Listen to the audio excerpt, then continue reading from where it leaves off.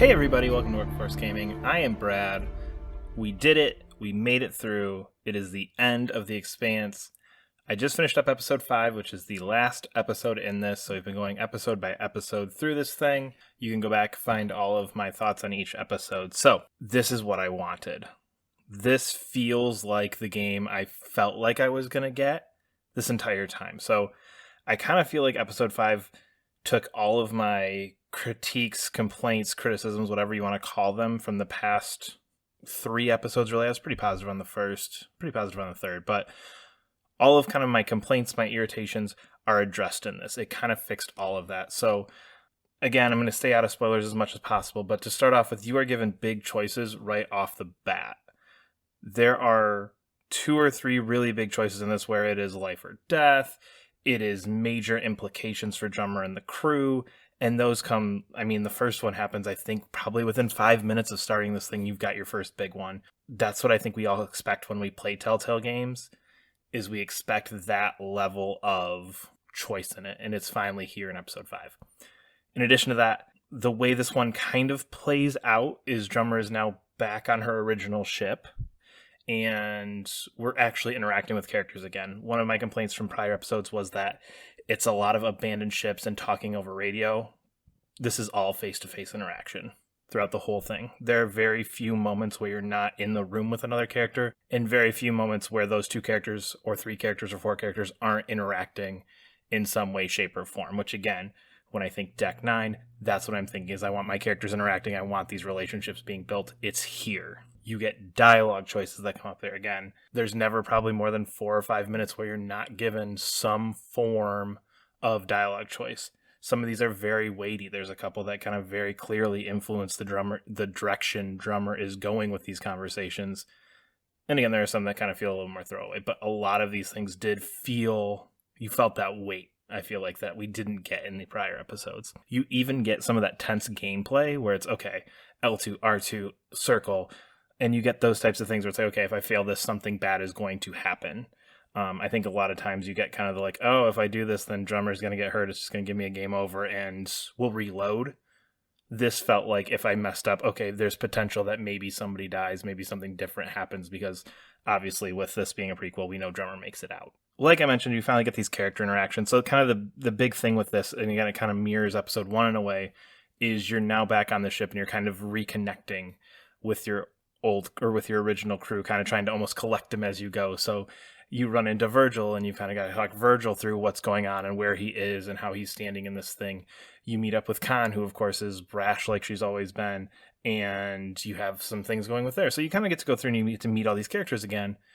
As much as I felt like I didn't connect with these characters, I did have a couple moments with a few of them where I'm like, oh, okay, you know what? I do like that character. I don't feel like I got enough of them, but I do feel like I liked that character enough, which I didn't feel like I had as I was playing through it, but kind of knowing this is the finale of it, I do feel like I kind of did still have that connection, which almost shocked me a little bit when I was like, oh man, I hope this person doesn't die. Oh man, I really do want to take care of them. And it's just because there was such little time spent with these characters, it did shock me a little bit that I had that feeling.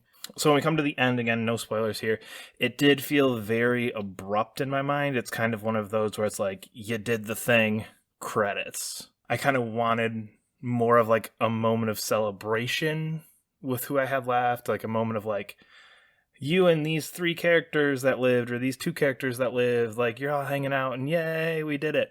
You do get a little bit of that with the final scene, which really sets up where Drummer is at the beginning of the books, TV series, depending on which one you're more into.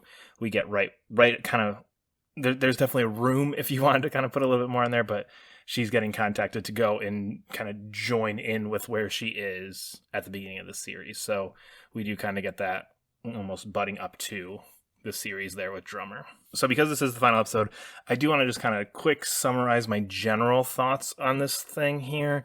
Just kind of the total package, all 5 episodes. Again, you can kind of hear individual splices here, but just when I finished it, these were kind of the few things that kind of stuck in my brain as to my thoughts on this game as a total package. First of all, Drummer is a phenomenal lead. When they announced this, I was like, okay, I like Drummer, but I don't know if she's like the character that I would have picked. But kind of going through this, like, oh no, Drummer's great. I love Drummer.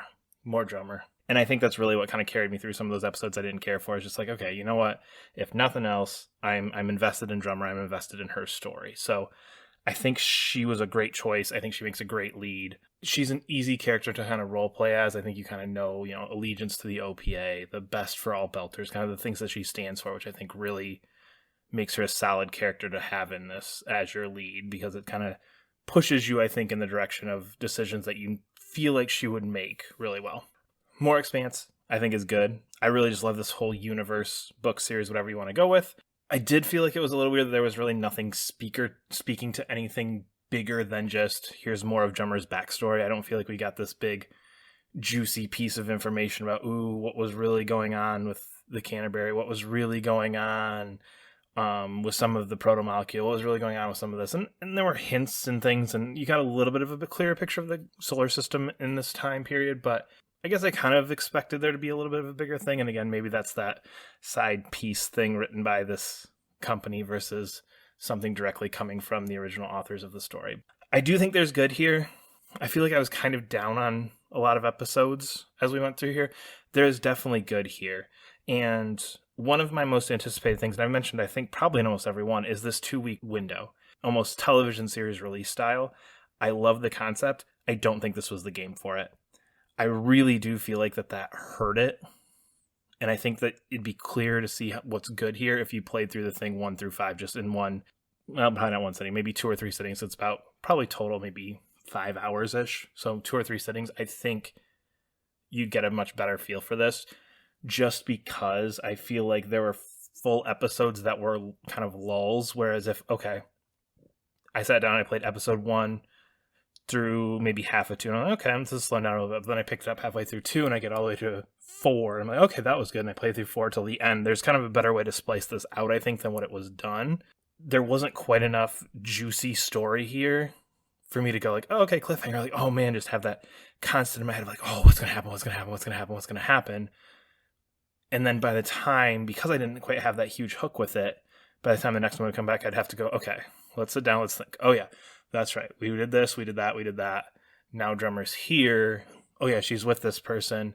I really feel like if you kind of pushed it all together, you'd have a much more positive feeling coming out of it. But ultimately, I really do feel like there were highs and there were lows. And I think the segmented structure in which I played it, I think made those lows kind of stick out. And I was kind of like, oh yeah, that's right. This is Expanse week. Like, okay, yep, let's see what's going to happen, versus kind of getting that, oh, here we go. Where's Drummer going? What's going to happen? What's happening with Khan? What's happening with Maya?